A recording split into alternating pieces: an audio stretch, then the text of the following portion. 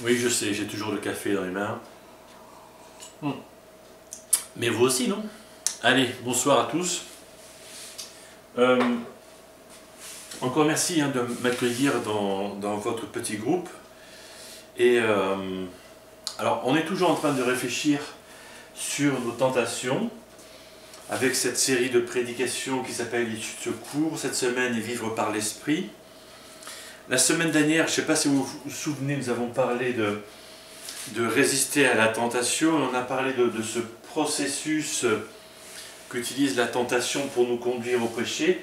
Et je vous avais je vous avais conseillé de travailler à éliminer dès que possible nos pensées, voilà, pour ne pas succomber à la tentation et aller vers le péché.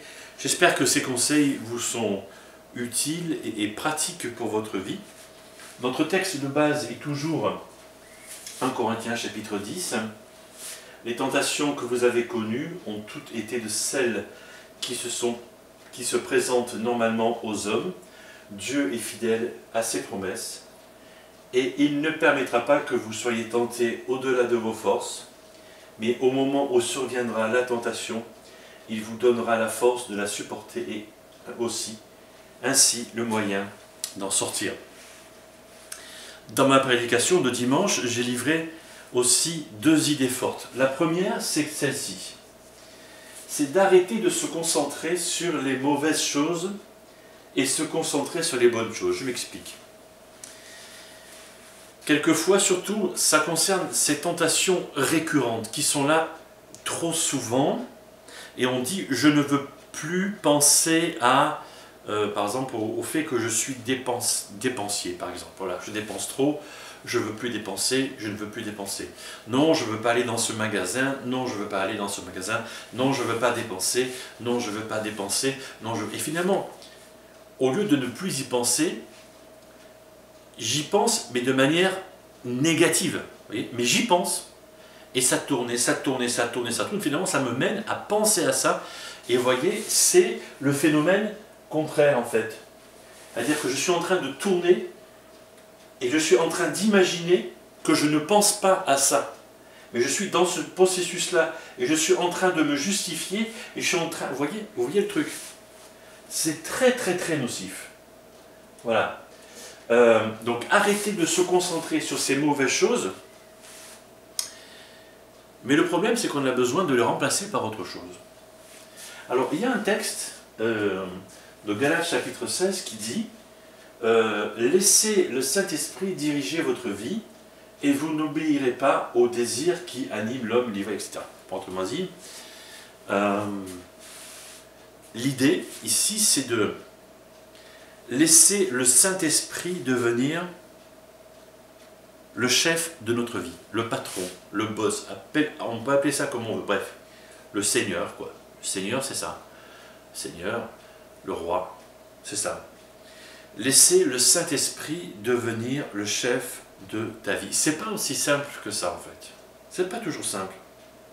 Mais, si tu acceptes de relever ce défi, et plus tu acceptes de relever ce défi, c'est-à-dire plus tu laisses l'Esprit de Dieu, le Saint-Esprit, te remplir, moins il y a de place en toi. C'est un peu moins il y a de place en toi pour les péchés et les tentations. C'est un peu le principe des vases communicants, tu vois.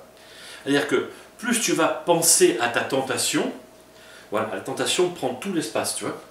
Et l'Esprit de Dieu est là. Parce que la tentation prend tout l'espace. Tu es en train de dire non, je veux pas, je veux pas, je veux pas, et la tentation prend tout l'espace.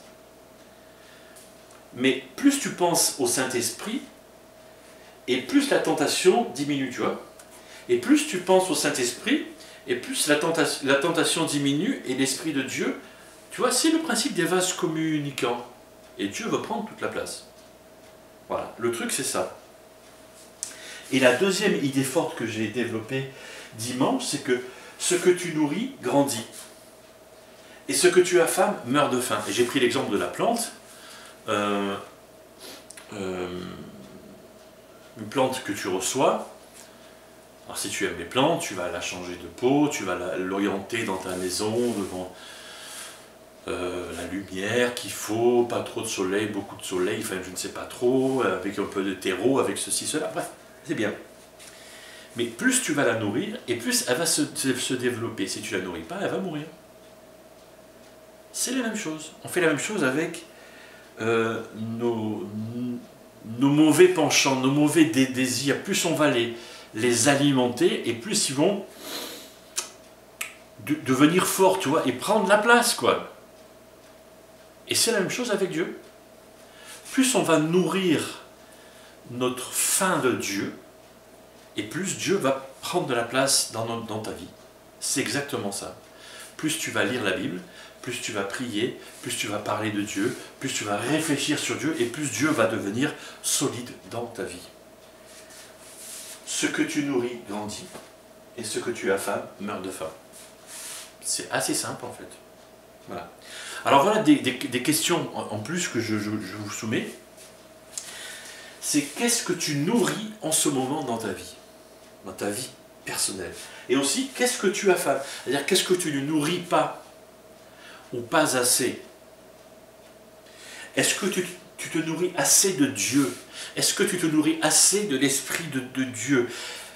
Est-ce que tu t'en nourris assez pour dire oui, Dieu est mon chef, oui, Dieu est mon roi, oui, Dieu est mon Seigneur? Est-ce que tu te nourris assez de la parole de Dieu pour dire oui, Dieu est mon chef? Parce qu'honnêtement, hein, et vous allez pouvoir en discuter entre vous, il y a plusieurs questions qui sont sur le suivi de prédication pour ça. Quelquefois, on n'est pas cohérent. On veut que Dieu règne en nous, mais on ne lui fait pas assez de place. On est rempli par nos tentations, on est rempli par nos mauvais désirs, et Dieu, tu vois, et on dit Seigneur, règne en moi. Oui, mais je me mets où, quoi? Tu vois? Dieu te dit, je me mets où? J'ai pas de place. Voilà. Donc, je vous laisse discuter de tout ça, parce qu'on a souvent tous de quoi faire. Et je vous souhaite à tous une très très bonne semaine. Voilà, ça devient sûrement un petit rituel entre nous. Très bonne semaine à tous et à toutes.